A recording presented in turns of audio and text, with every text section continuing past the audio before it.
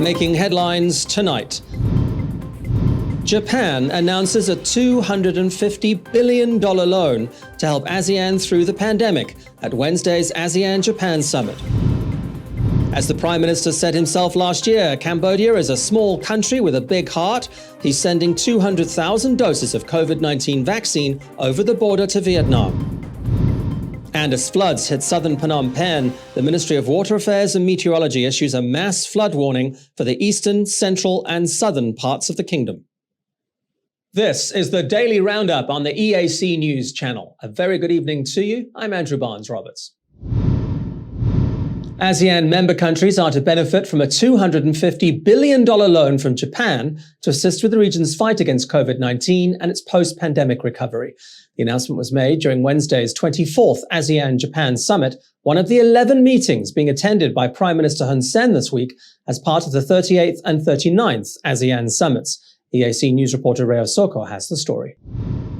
ASEAN leaders have all welcomed and thanked Japan for announcing the $250 billion loan. It will be allocated for COVID-19 disaster support across the region.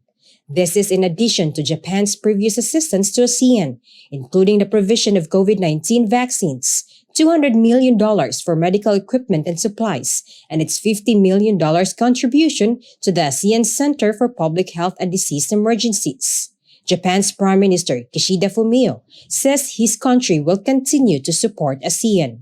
The loan announcement came in response to a request by ASEAN heads of state for Japan to continue deepening and developing its strategic partnership while expanding cooperation in all fields, but most especially digitization, the regional economy, cultural development, and security. They have also discussed regional issues such as the South China Sea, Myanmar, and the Korean Peninsula. Japan has been a dialogue partner of ASEAN for 48 years. Leaders at Wednesday's summit agreed to celebrate the 50th anniversary of the ASEAN-Japan partnership in 2023. The 24th ASEAN-Japan Summit is just one of a series of events being attended by Prime Minister Hun Sen this week. The Prime Minister is also expected to participate in ASEAN dialogues with leaders from Australia, New Zealand, Russia, the EU, and India. The 30th and 39th ASEAN Summits come to an end on Thursday afternoon. Rhea Soko, EAC News.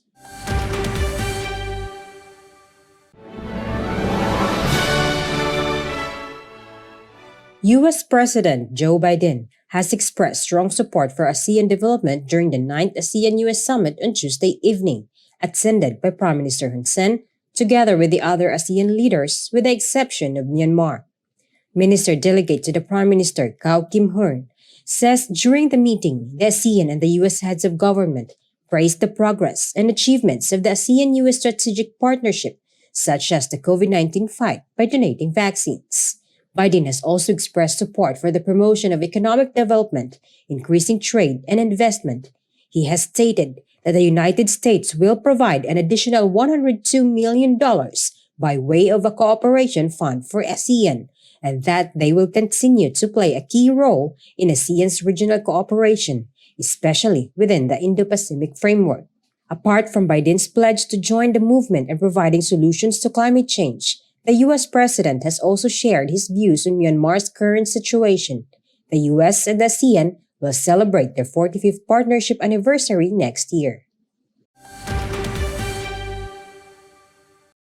ASEAN leaders have agreed to enhance their current partnership with Australia to the level of a comprehensive strategic partnership. This was discussed during the ASEAN-Australia Summit attended by Prime Minister Hun Sen and other ASEAN heads of state, with the exception of Myanmar. The leaders also promoted regional stability, peace, and prosperity. Australia has been providing support to ASEAN countries, especially in the fight against COVID-19, which has been acknowledged by leaders during Wednesday's meeting. Its Prime Minister, Scott Morrison, says they will continue to support ASEAN and its member countries for the post-pandemic recovery. He says he hopes to visit each ASEAN country in the near future. One of the most important things discussed by Prime Minister Morrison during the summit was the country's grant of $60 million for the ASEAN Center for Public Health, Emergency, and emerging diseases, as well as $5 million for the ASEAN Australia Health Security Initiative. He also announced that Australia would be providing 10 million doses of COVID-19 vaccine to ASEAN countries. The ASEAN leaders all expressed gratitude for Australia's continued contribution to the region. It was in 2014 when Australia and ASEAN formally became strategic partners, recognizing the importance of the relationship in building mutual security and prosperity. Prime Minister Hun Sen has announced that the royal government will help Vietnam in its fight against the pandemic.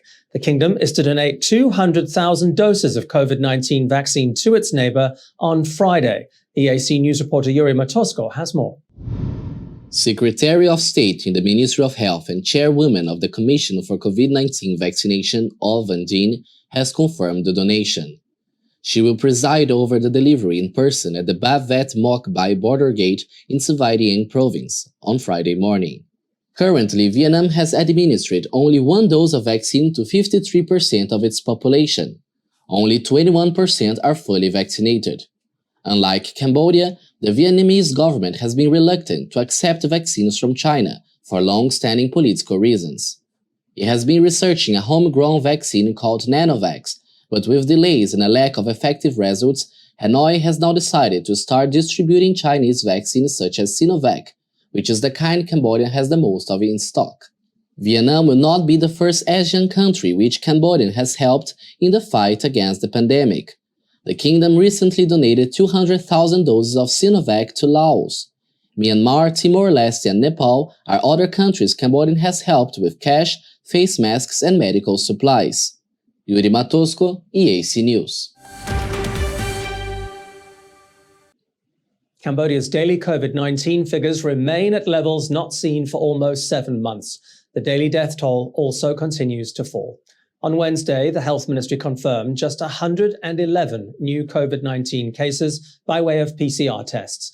That number has not been that low since 97 cases were reported on the 7th of April. 7 more deaths have been reported overnight, though. There have been 264 patients discharged in the past 24 hours, taking the number of active cases down to just 1,555. The latest stats take the kingdom's total COVID-19 case count to 118,111. The death toll has reached 2,758. The number of patients treated successfully has climbed to 113,791. A woman from Battambang province has accused doctors at the Palin Provincial Referral Hospital for neglecting her newborn son's health, which resulted in his death. Her 3-minute video clip telling her story and appealing for justice for her son has gone viral on social media. But doctors have been quick to defend themselves, saying they did all they could to save the baby boy, but he was born too weak to survive. EAC News reporter Reo Soko has the details.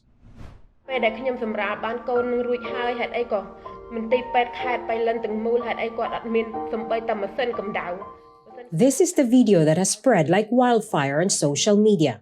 Her name is Thong Chantin, a 26-year-old from Battambang province. She gave birth in Pailin Provincial Referral Hospital. She's now accusing doctors of neglecting him because she is COVID-19 positive and did not have any money. She claims she was left with her son in a dirty room, but the medical team at Pailin Provincial Referral Hospital have denied the accusations. The hospital's director, Dr. Kim Samnang, says Chantin's baby was born with a very weak heart. He says Chantin was initially admitted to the Phnom Penh Health Center for COVID-19 treatment, but when she went into labor, they decided to transfer her to the Pailin Provincial Referral Hospital because they didn't have the right equipment.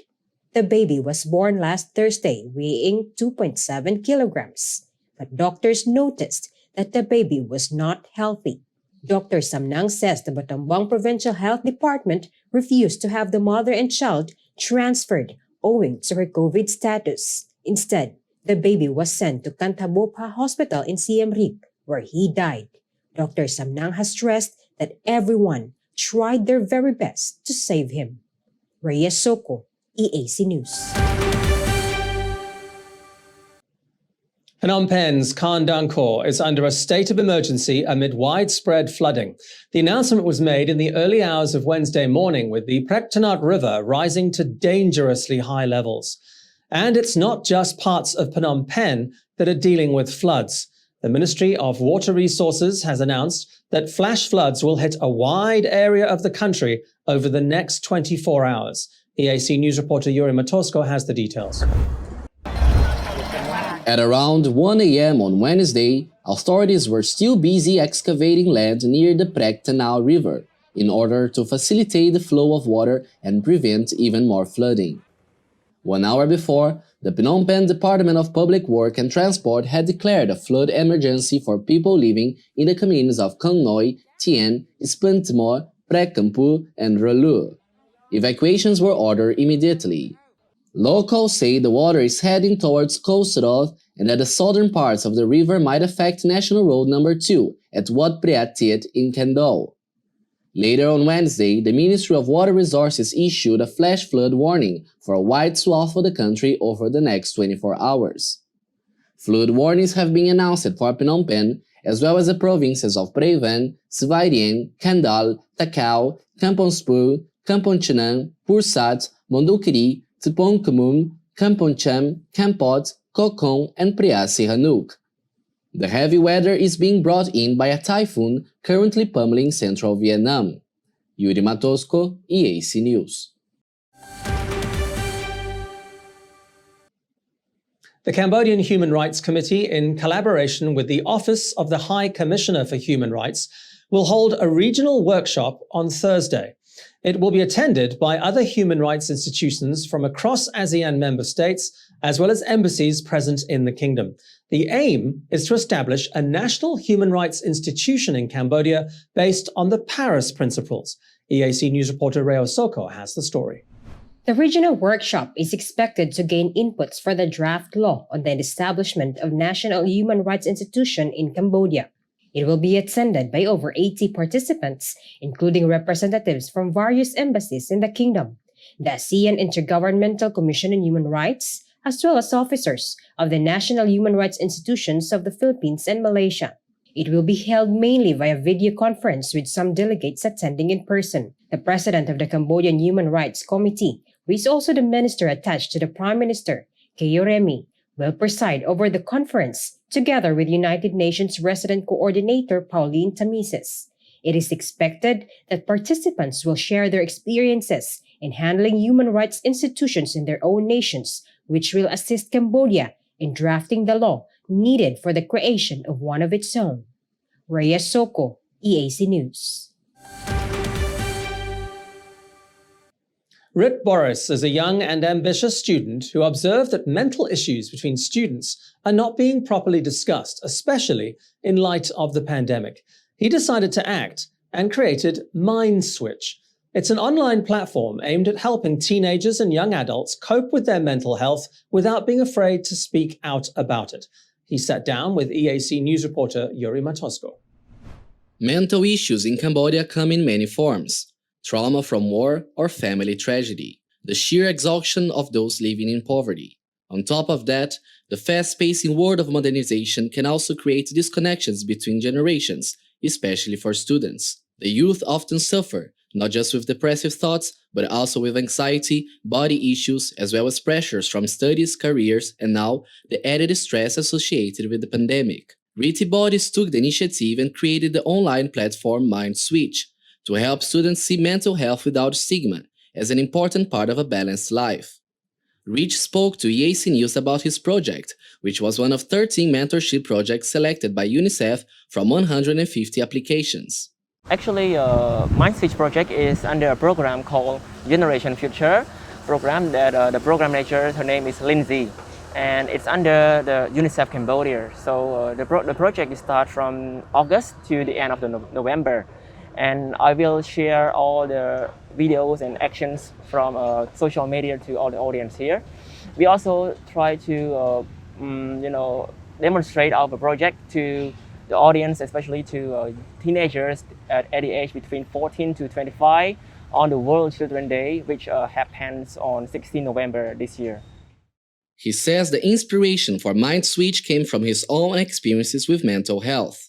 Like less than years ago, I was a person who burned out myself, lost passion, I couldn't find myself, and I think it's such a really serious problem to heal it out. I want other teenagers and other youths that haven't faced it yet to avoid that problem like me. And instead of that, we have also another kind of mental health issue in Cambodia. It's not only for depressions or losing like passions or burnout. We have like trauma or other things that people, especially teenagers, need to aware of that. So yes, I came up with because I have experience. I have worked on that path already. So I want other teenagers to avoid repeat the same mistake like me. Mind Switch is also aimed at helping the youth fully understand the benefits of good mental health. I went to the riverside and I did a survey to like 10 teenagers, and I asked them, what do you think about mental health in Cambodia? What came into your mind when we're talking about mental health? And about 80% of them, they said that mental health is about depression, commit suicide, and that's all. They don't know anything yet. And they said that it's kind of like a funny thing to talk, but actually it's not. In Cambodia, I have observed that the topic and the problem about the mental health and the depression start from like in 2018, as I remember, on 6th January, when a woman or a young girl commits suicide. And the word depression is very popular and trending from that day until now. And some Facebook page, they post a meme or like a troll, like, oh, I'm very depressed, I want to commit suicide. They think it's like a funny thing to talk, but actually it's not. He finished up with us with a special word for all students in Cambodia. A quick message from me, from us, Mind Switch, to everyone, especially to teenagers, like mental health is not just for depressions or anxiety, but everything that we are thinking is all about the mental health. For example, if you want to do anything with a good result, you need to have a good mental health also. So don't be thinking in a negative way. Switch your mind to make a positive thinking, because if you have a good thinking in your mindset, everything will be possible in the future. Thank you so much. Mind Switch can be found on Facebook, while UNICEF has created a group called We Are Generation Future on the same social platform. It provides students with free education resources, online training, and professional support for personal development. Yuri Matosco, EAC News.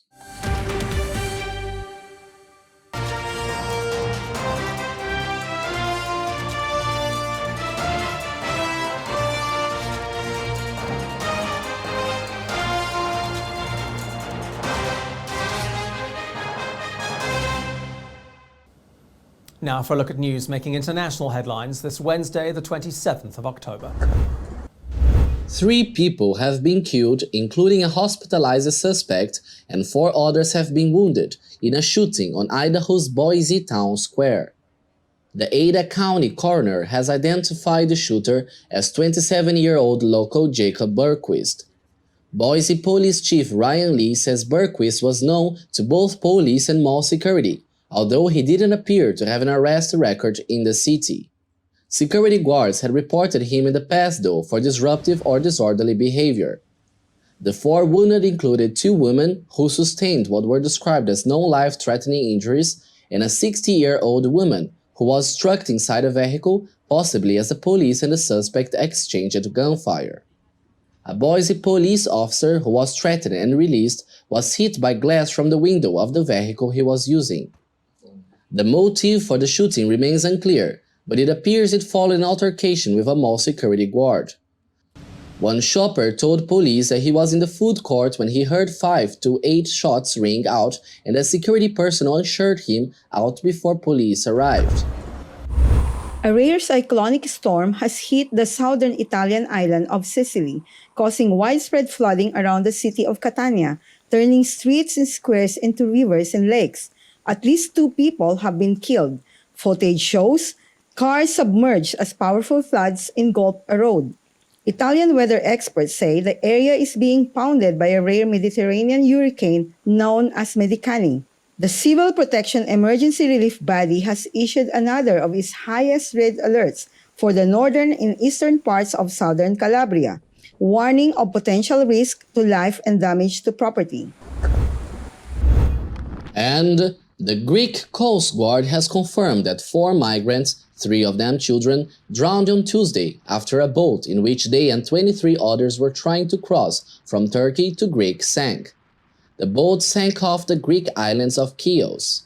This is one of the main routes into the European Union for asylum seekers crossing from Turkey in overcrowded rubber boats. 22 people were rescued and 1 person is believed to be missing. Footage shows the rescue operation, with 1 migrant being pulled to safety from choppy waters and several migrants covered in thermal blankets aboard the Coast Guard's rescue boat. 10 vessels and 2 helicopters assisted in the rescue operation. Stay with the Daily Roundup. Coming up after the break, a look at the day's sports news.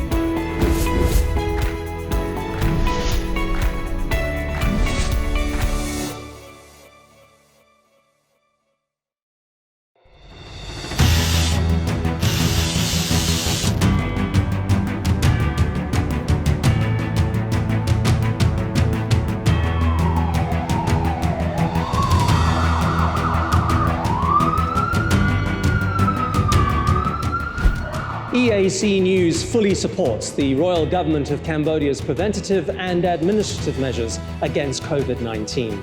But we need you to play your part in helping bring the 20 February community transmission event to an end.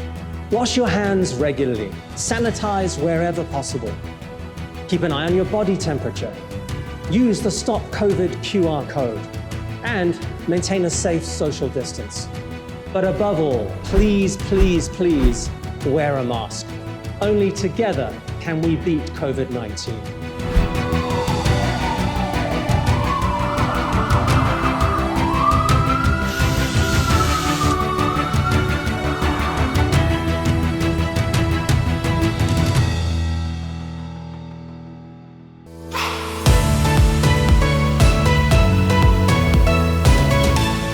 EAC News' audience is growing. Our YouTube channel has over 150,000 verified subscribers. To mark the milestone, we've received the Silver Creator Award from YouTube. It's given to channels with over 100,000 subscribers. YouTube CEO Susan Wojcicki says the award celebrates EAC News' hard work and incredible achievement. She says we brought a unique voice and style to the world, but have also created valuable connections and built a community along the way. The next milestone we're going for is 1 million subscribers, and we'd really like that Gold Creator Award. So if you're not already a subscriber, head to YouTube and search for EAC News. Subscribers get alerts when the Daily Roundup is premiering and live events are streaming. Get all the latest breaking news and updates from Cambodia in English. The EAC News channel on YouTube. Cambodia made clear.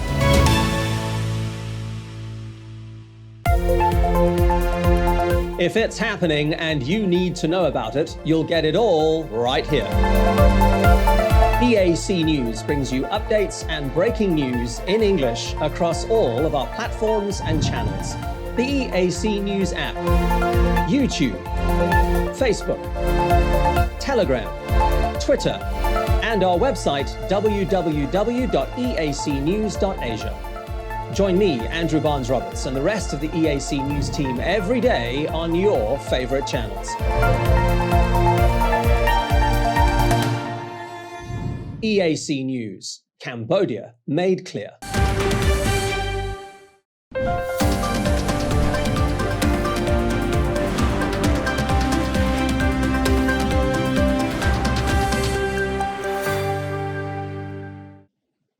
IOC President Thomas Bach believes Beijing is ready to host the 2022 Winter Olympics with 100 days to go until the opening ceremony. In an interview with IOC Newsroom, Bach says everything is set for Beijing to become the first city ever to host both the Summer and Winter Games. Beijing is ready, even down to the animation and its mascots. Olympic swimming pools have been drained to be replaced by Olympic-size ice rinks. Construction teams have been working around the clock to prepare some of the most impressive venues the Winter Olympics have ever seen. Not bad for a city that is hosting its first ever Winter Olympics, barely 14 years after it hosted the Summer Games in 2008. Over in Lausanne, Switzerland, at the headquarters of the International Olympic Committee, its president Thomas Bach says despite concerns about the ongoing pandemic, China is on track. The determination of China and the Chinese people is impressive. I think China does not only want to contain the virus, it wants to eradicate the virus. And this is being done with a great efficiency, with very strict measures. And this, of course, will also be transferred to the Olympic Winter Games, so that everybody participating in these Olympic Winter Games can rely on safe organization of these games and can all have all the confidence in these preparations and in the COVID countermeasures. Tickets for the games are being sold only to spectators from mainland China. Any unvaccinated athletes will have to spend 21 days in quarantine ahead of the games. Even fully vaccinated participants will enter what is called a closed-loop management system. Think of it as another Olympic bubble. This will cover all games-related areas and stadiums, as well as accommodation, catering, and the opening and closing ceremonies, all served by a dedicated transport system. All domestic and international participants, as well as the Olympic Games workforce, will be tested for COVID-19 every single day. The Games will last 16 days in total, with the opening ceremony set for Friday, the 4th of February. Barcelona's beleaguered coach Ronald Koemans says he still believes he has a future at the club, even though it would seem most people around him disagree. His car was mobbed by unhappy supporters after Barca's latest defeat last Saturday. Koemans says he considered getting out of the car to confront the crowd, but claims his wife advised against it. If the players are feeling a bit fed up with their coach, they aren't showing it. They've been back in training this week, hoping to finally score some wins that will lift them up the La Liga table. Their coach, Ronald Koemans, is arguably the most unpopular figure in Spanish football, but maintains that despite his team's mediocre results, he's still the man to lead Barca to its goals. Sí, entonces yo tengo las imágenes. This is something that I enjoy. If the day comes where I no longer enjoy this, then I will peacefully leave. I would play golf 5 times per week. It is also a beautiful sport. I still want to follow this path, continue to improve the team. I understand that it is a delicate situation, but I think I have a future within the club. Había un momento dijo, bueno, voy a salir, pero... How much longer for though, it's anyone's guess. Barca are under pressure to turn things around. After 9 matches in this season of La Liga, they have just 15 points and are 9th on the log, 6 points behind leader Real Sociedad, who do have a match in hand.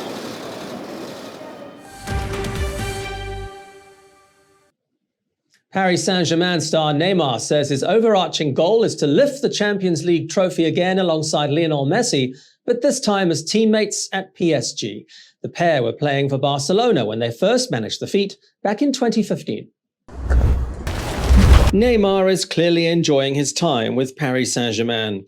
He's been with them since 2017 and says he was delighted when Messi followed him earlier this year. With a stacked side that also includes forward Kylian Mbappe and defender Sergio Ramos, PSG have since become one of the most talked about clubs in Europe. Neymar says that has put a target on their backs.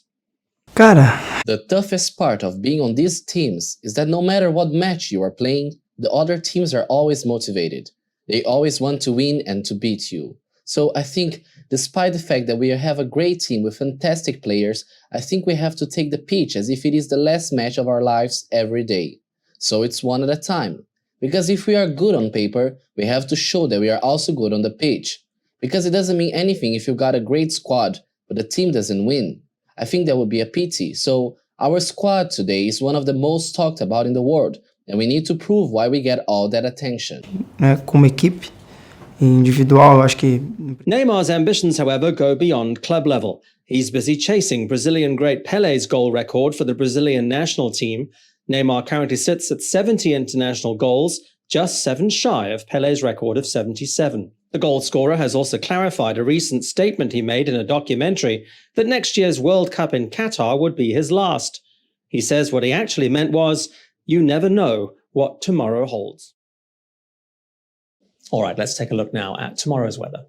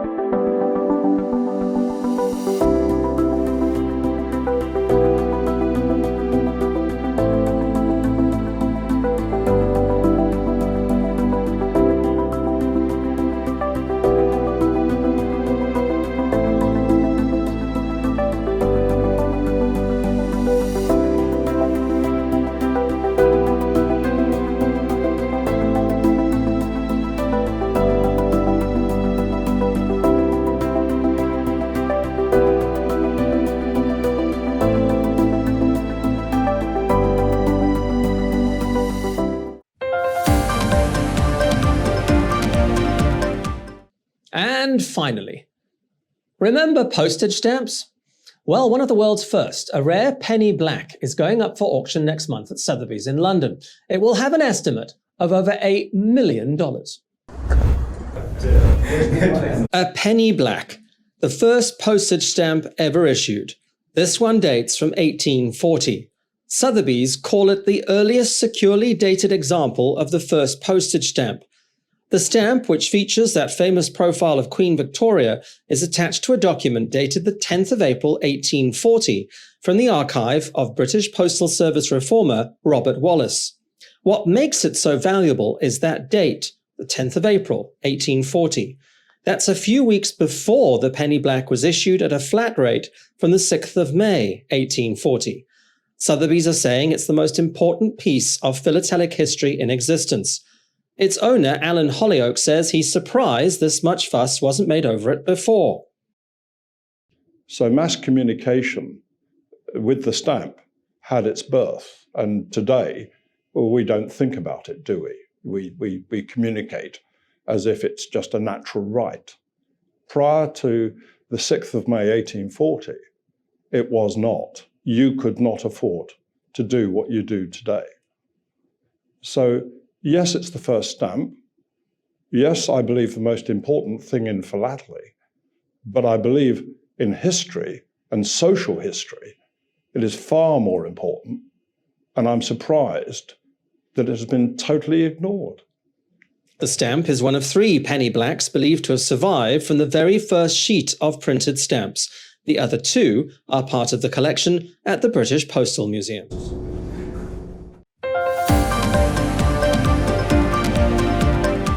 Thank you for watching the Daily Roundup here on the EAC News channel. You'll get more breaking news and updates from our website. Head to www.eacnews.asia.